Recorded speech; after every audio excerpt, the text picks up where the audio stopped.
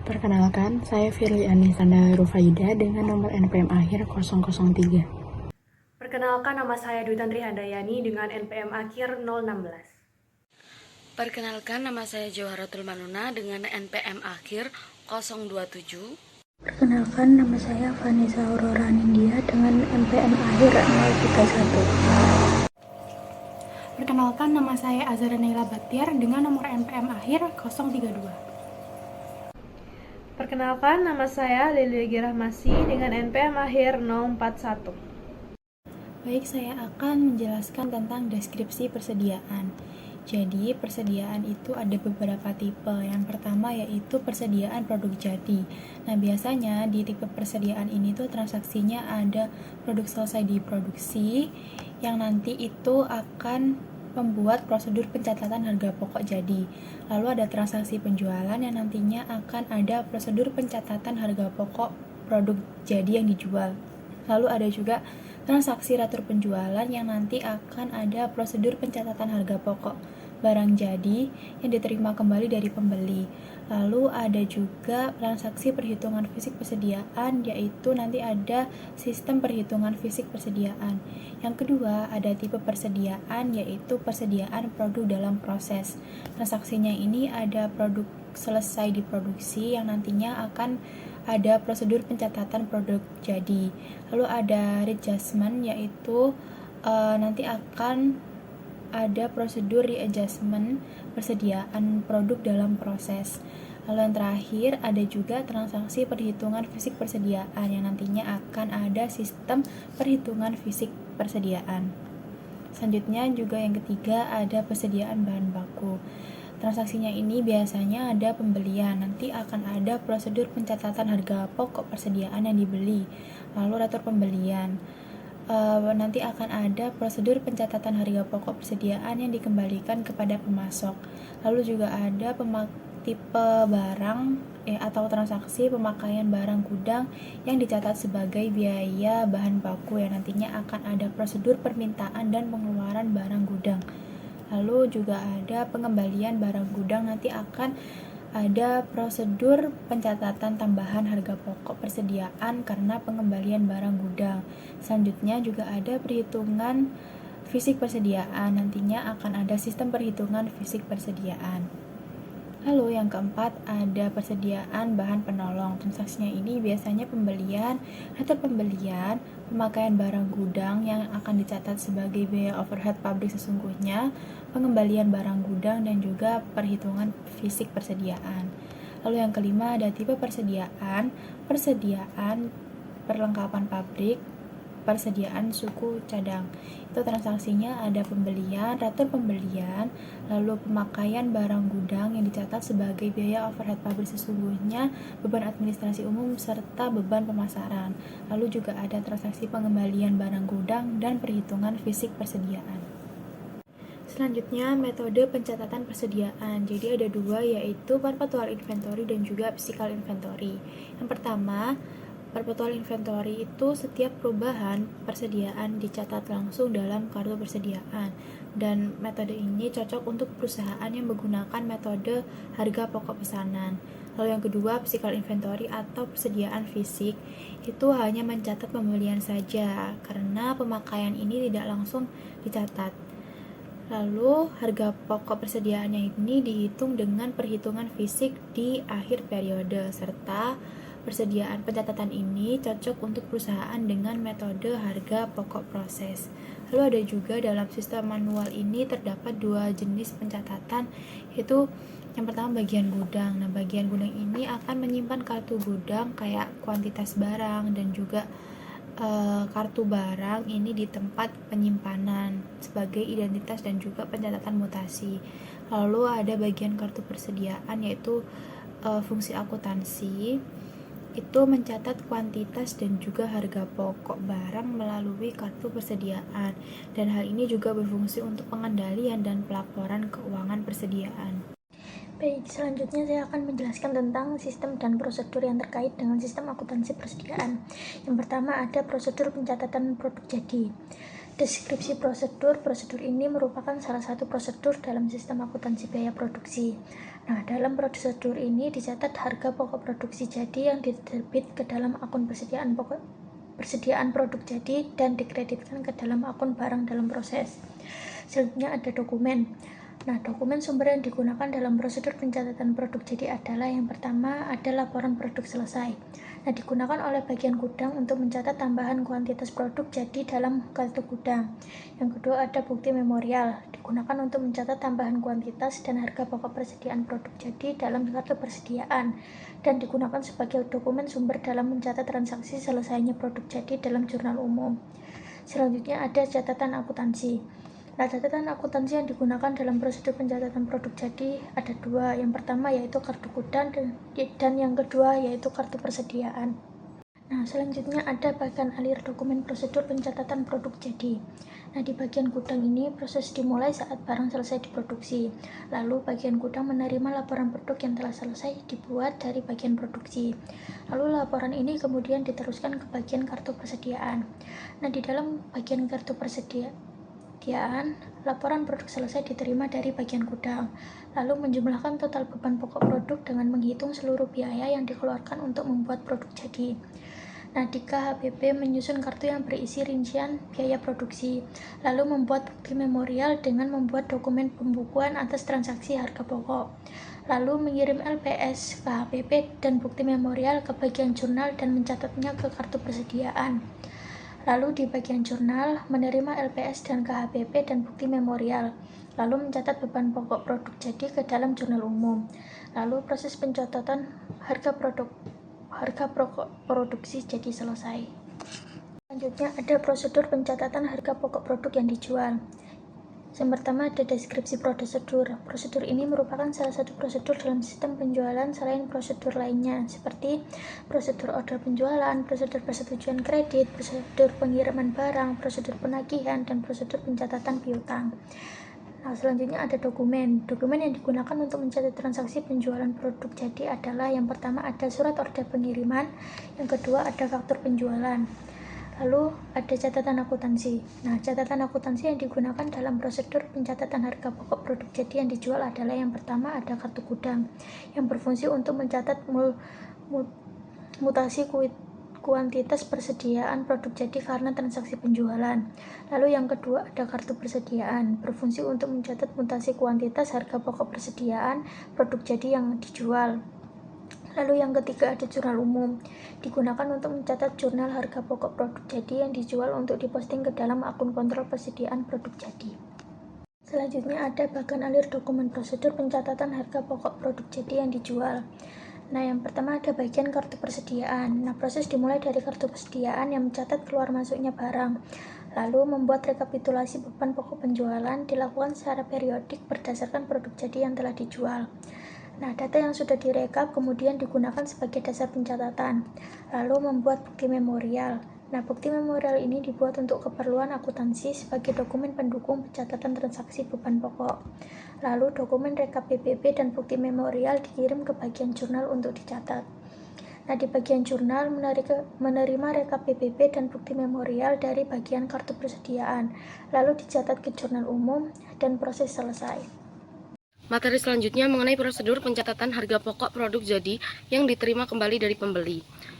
Jika produk jadi yang telah dijual dikembalikan oleh pembeli, maka transaksi retur penjualan ini akan mempengaruhi persediaan produk jadi, yaitu menambah kuantitas produk jadi dalam kartu gudang yang diselenggarakan oleh bagian gudang dan menambah kuantitas dan harga pokok produk jadi yang diselenggarakan oleh bagian kartu persediaan dalam kartu persediaan produk jadi. Prosedur ini merupakan salah satu prosedur yang membentuk sistem retur penjualan. Selanjutnya yaitu ada dokumen yang digunakan. Yang pertama ada laporan penerimaan barang yang mencatat kuantitas barang yang diterima kembali. Lalu yang kedua ada memo kredit sebagai dasar pencatatan nilai harga pokok oleh bagian kartu persediaan. Lalu ada catatan akuntansinya yaitu seperti kartu gudang, kartu persediaan, jurnal umum atau jurnal retur penjualan jika ada jurnal khususnya. Lalu untuk pencatatan jurnalnya yaitu persediaan produk jadi berada di debit dan beban pokok penjualan berada di kredit. Pencatatan jurnal tersebut adalah untuk menyesuaikan nilai persediaan dan beban pokok setelah adanya retur dari pembeli. Berikutnya ada alur dari gambar 15.7. Yang pertama ada gudang menerima barang retur dari pembeli dan membuat laporan penerimaan barang. Yang kedua ada bagian kartu persediaan yang menerima dokumen lalu mengisi harga pokok pada memo kredit serta mencatat ke kartu persediaan. Lalu yang ketiga ada bagian jurnal yang menerima dokumen lalu mencatatnya sebagai retur penjualan. Materi selanjutnya mengenai prosedur pencatatan harga pokok persediaan produk dalam proses. Pencatatan persediaan produk dalam proses ini biasanya dilakukan pada akhir periode, yaitu bulanan atau tahunan. Pencatatan ini bertujuan untuk mengetahui nilai persediaan produk yang belum selesai diproses dan dicatat dalam jurnal umum. Untuk jurnal umumnya sendiri yaitu persediaan produk dalam proses berada di debit dan barang dalam proses berada di kredit. Lalu untuk dokumen yang digunakan, yang pertama ada bukti memorial yang digunakan untuk mencatat persediaan produk dalam proses di jurnal umum. Lalu yang kedua ada laporan produk dalam proses, yang dimana dokumen sumber yang berisi data kuantitas dan harga pokok produk dalam proses yang diisi oleh bagian produksi dan digunakan oleh bagian kartu persediaan dan bagian jurnal. Lalu ada bagian alir dokumen pada gambar 15.8. Yang pertama ada bagian produksi yang membuat laporan produk dalam proses yang berisi informasi kuantitas produk dalam proses dan fungsi produksi dan jenis produk. Lalu yang kedua bagian kartu persediaan, di mana kartu persediaan ini mengisi harga pokok persediaan produk dalam proses dan membuat dua macam bukti memorial. Yang pertama untuk mencatat biaya overhead pabrik ke produk dalam proses. Jurnalnya yaitu barang dalam proses berada di debit dan biaya overhead pabrik yang dibebankan berada di kredit. Lalu yang kedua untuk mencatat harga pokok persediaan produk dalam proses. Persediaan produk dalam proses berada di debit dan barang dalam proses berada di kredit, itu tadi adalah jurnalnya. Lalu yang ketiga ada bagian jurnal mencatat transaksi berdasarkan bukti memorial tersebut ke dalam jurnal umum. Prosedur pencatatan harga pokok persediaan yang dibeli. Prosedur ini merupakan salah satu prosedur yang membentuk sistem pembelian. Dalam prosedur ini dicatat harga pokok persediaan yang dibeli. Nah, dokumen yang digunakan, yang pertama adalah laporan penerimaan barang, yaitu dasar pencatatan penambahan kuantitas barang ke dalam kartu gudang oleh bagian gudang. 2. Ada bukti kas keluar, digunakan sebagai dokumen sumber untuk mencatat harga pokok persediaan dalam register bukti kas keluar, dilengkapi dengan laporan penerimaan barang, surat order pembelian, dan faktur dari pemasok. Kemudian ada bagian alir dokumen prosedur pencatatan harga pokok persediaan yang dibeli. Nah, pada bagian tersebut menggambarkan alur pencatatan harga pokok persediaan yang dibeli. Dimulai dari penerimaan barang oleh bagian penerimaan yang memeriksa barang dan membuat laporan penerimaan barang atau LPB.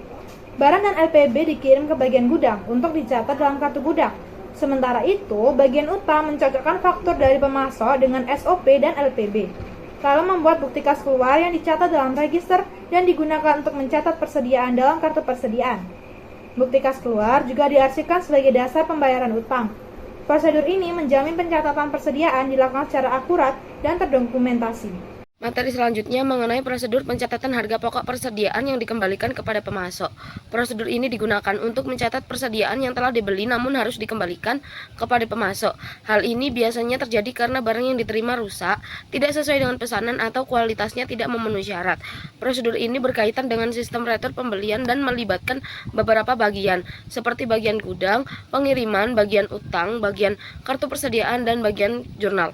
Dokumen yang digunakan sendiri, yang pertama ada laporan pengiriman barang retur dari bagian gudang, yang kedua ada memo debit dari bagian pembelian, yang ketiga ada laporan pengiriman kembali barang dari bagian pengiriman, yang keempat ada laporan pengiriman ke pemasok dari bagian utang, yang kelima ada kartu persediaan dari bagian kartu persediaan, yang keenam ada jurnal retur pembelian dari bagian jurnal. Lalu pada bagian alir prosedur pada gambar 15.10, prosedur ini mengikuti langkah-langkah berikut. Yang pertama, bagian gudang menerima memo debit dari bagian pembelian. Yang kedua, gudang kemudian menyiapkan barang yang akan dikembalikan dan menyusunnya bersama laporan pengiriman. Yang ketiga, ada barang dan dokumen dikirim ke bagian pengiriman yang akan membuat laporan pengiriman dan mengirimkan barang ke pemasok. Yang keempat, ada dokumen tersebut juga dikirim ke bagian utang yang membandingkan data dan mengurangi saldo utang. Misalnya dengan membuat unpaid voucher file. Yang kelima yaitu bagian kartu persediaan mencatat pengurangan jumlah dan nilai persediaan berdasarkan memo debit tersebut. Yang keenam, bagian jurnal mencatat jurnal retur pembelian dengan mengurangi akun persediaan dan utang usaha. Tujuan dari prosedur sendiri yaitu menjamin bahwa pengembalian barang dicatat dengan benar, lalu menyesuaikan saldo persediaan dan utang. Lalu ada juga memberi informasi yang akurat untuk laporan keuangan dan pengendalian internal. Selanjutnya ada prosedur permintaan dan pengeluaran barang gudang. Jadi teman-teman, prosedur ini dipakai kalau bagian pemakai butuh barang dari gudang. Langkahnya, bagian pemakai ngisi formulir permintaan barang gudang dulu, lalu dikasih ke bagian gudang. Nah, di bagian gudang, barang dicek dulu stoknya ada atau enggak. Kalau stoknya tersedia, bagian gudang bakal buat bukti pengeluaran barang gudang, terus barangnya diserahin ke bagian pemakai. Setelah itu, bagian gudang juga catat pengeluaran barang di kartu persediaan, supaya stok di catatan tetap update. Dokumen yang dipakai ada formulir permintaan barang gudang, bukti pengeluaran barang gudang, dan kartu persediaan. Bagian alurnya mulai dari bagian pemakai yang minta barang diterusin ke gudang, lalu dicek ketersediaan. Kalau ada langsung dikeluarin barang, buat bukti pengeluaran terus catat di kartu persediaan. Selanjutnya prosedur pengembalian barang gudang. Kalau yang ini berlaku kalau ada barang sisa atau barang yang nggak jadi dipakai dan harus dikembalikan ke gudang. Caranya, bagian pemakai mengisi formulir pengembalian barang gudang dulu, terus barangnya diserahin ke bagian gudang. Bagian gudang bakal periksa kondisi barangnya, masih layak atau enggak. Kalau oke, dibuatlah bukti penerimaan barang gudang, terus barangnya dimasukin lagi ke tempat penyimpanan. Jadi jangan lupa, bagian gudang juga update datanya di kartu persediaan. Dokumen yang dipakai ada formulir pengembalian barang gudang, bukti penerimaan barang gudang, dan kartu persediaan. Bagiannya mulai dari bagian pemakaian yang balikin barang, isi formulir pengembalian, serahin ke gudang. Kalau oke, diterima penerimaan persediaan. Barang dicek buat bukti update stok di kartu. Dalam sistem akuntansi persediaan metode perpetual, bagian kartu persediaan bertanggung jawab memastikan data akuntansi persediaan akurat dan dapat diandalkan. Maka, mereka mencatat setiap perubahan jenis barang dalam gudang ke dalam kartu persediaan. Nah, sedangkan bagian gudang bertugas menyimpan barang secara fisik. Nah, tapi tidak jarang terjadi perbedaan antara catatan dan kondisi nyata di gudang. Oleh karena itu, dibutuhkannya penghitungan fisik persediaan. Di sini terdapat 3 jenis dokumen utama yang digunakan untuk merekam, meringkas, dan membukukan hasil penghitungan fisik persediaan. Yaitu yang pertama ada kartu penghitungan fisik atau inventory tag. Kartu ini digunakan untuk mencatat hasil penghitungan fisik secara langsung di lapangan. Nah, setiap jenis persediaan dihitung 2 kali oleh petugas yang berbeda, yaitu penghitung, counter, dan pengecek atau checker. Nah, kartu ini dibagi menjadi 3 bagian. Yang pertama bagian bawah untuk penghitungan pertama, bagian tengah untuk pengecekan, dan bagian atas sebagai tanda bahwa persediaan telah dihitung. Kartu ini digantung pada tempat penyimpanan barang untuk menghindari penghitungan ganda. Lalu yang kedua ada daftar hasil penghitungan fisik atau inventory summary sheet. Digunakan untuk meringkas data dari kartu penghitungan fisik. Daftar ini memuat informasi seperti nomor kartu, kode dan nama persediaan, kuantitas satuan, dan harga pokok. Ditandatangani oleh Ketua Panitia Penghitungan dan Direktur Utama, digunakan sebagai dasar pertanggungjawaban dan penyesuaian dalam akuntansi persediaan. Dan yang ketiga ada bukti memorial, di mana bukti memorial adalah dokumen sumber untuk mencatat penyesuaian persediaan ke jurnal umum.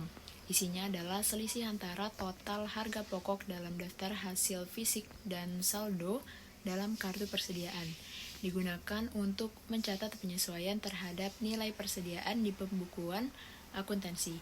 Selanjutnya, ada catatan akuntansi dalam sistem penghitungan fisik persediaan. Ada 3 catatan akuntansi yang digunakan dalam sistem ini. Yang pertama, kartu persediaan. Digunakan oleh bagian kartu persediaan untuk mencatat penyesuaian kuantitas dan harga pokok total berdasarkan hasil penghitungan fisik. Lalu, kartu gudang mencatat penyesuaian kuantitas berdasarkan hasil penghitungan fisik yang dilakukan di gudang. Dan yang ketiga, jurnal umum, mencatat jurnal penyesuaian atas akun persediaan akibat selisih antara saldo pembukuan dan hasil fisik. Lalu ada fungsi terkait dalam penghitungan fisik. 3 fungsi utama yang terlibat dalam proses penghitungan fisik persediaan.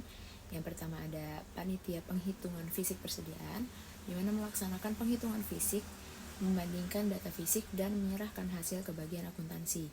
Lalu yang kedua ada fungsi akuntansi, bertugas menentukan harga pokok, mencatat data ke kartu persediaan, serta membuat bukti memorial dan jurnal umum. Dan yang terakhir ada fungsi gudang, bertugas menyesuaikan data kuantitas berdasarkan hasil fisik. Yang terakhir ada prosedur dalam sistem penghitungan fisik. 4 prosedur yang membentuk sistem penghitungan fisik persediaan. Yang pertama ada prosedur penghitungan fisik, dilakukan oleh penghitung dan pengecek secara independen dan dicatat dalam kartu penghitungan fisik. Lalu ada prosedur kompilasi, data dari kartu penghitungan dirangkum ke dalam daftar hasil penghitungan fisik.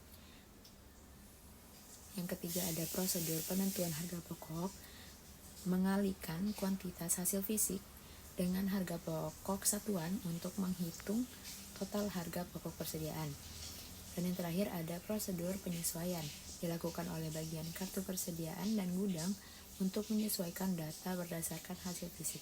Penjelasan unsur pengendalian internal. Unsur pertama ada organisasi. Panitia penghitungan fisik terdiri dari 3 fungsi: pemegang kartu, penghitung, dan pengecek. Penghitung dan pengecekan dilakukan secara independen untuk menjamin ketelitian. Panitia tidak boleh berasal dari fungsi gudang dan akuntansi persediaan untuk menjaga objektivitas. Unsur kedua ada sistem otorisasi dan prosedur pencatatan. Hasil penghitungan fisik dicatat dalam daftar resmi yang ditandatangani ketua panitia. Pencatatan didasarkan pada kartu perhitungan fisik yang telah diverifikasi. Harga satuan diambil dari kartu persediaan dan digunakan untuk menghitung total harga pokok. Daftar hasil digunakan untuk menyesuaikan data dalam kartu persediaan dan kartu gudang. Yang terakhir, unsur ketiga yaitu praktik yang sehat. Kartu penghitungan fisik bernomor urut tercetak dan penggunaannya diawasi oleh pemegang kartu. Setiap jenis persediaan dihitung 2 kali oleh penghitung dan pengecek secara independen. Pemegang kartu mencocokkan hasil kedua penghitungan sebelum dicatat dalam daftar hasil. Selanjutnya, saya akan membahas tentang bagian alir dokumen sistem perhitungan fisik persediaan. Jadi yang pertama itu di bagian prosedur perhitungan fisik persediaan oleh pemegang kartu penghitung fisik. Di bagian ini mereka tuh membagikan KPF atau kartu perhitungan fisik kepada petugas perhitungan. Lalu KPF ini terbagi menjadi 2 bagian, yaitu bagian 1 dan 2. Lalu untuk bagian penghitung itu melakukan perhitungan fisik persediaan, mengisi hasil perhitungan pada KPF bagian 1 dan bagian 2, lalu menggantungkannya pada tempat penyimpanan barang sebagai tanda sudah dihitung. Lalu ketiga itu bagian pengecek atau checker, melakukan perhitungan ulang atau verifikasi dan mengisi hasilnya di KPF bagian 2. Jika data cocok dengan KPF bagian 1, maka catatan akan dikomplikasi ke dalam daftar hasil perhitungan fisik. Tetapi jika tidak cocok akan dilakukan perhitungan ulang. Lalu di bagian kedua itu pengelolaan hasil perhitungan fisik dalam sistem akuntansi. Jadi yang terlibat itu ada bagian kartu persediaan, bagian jurnal, dan bagian gudang.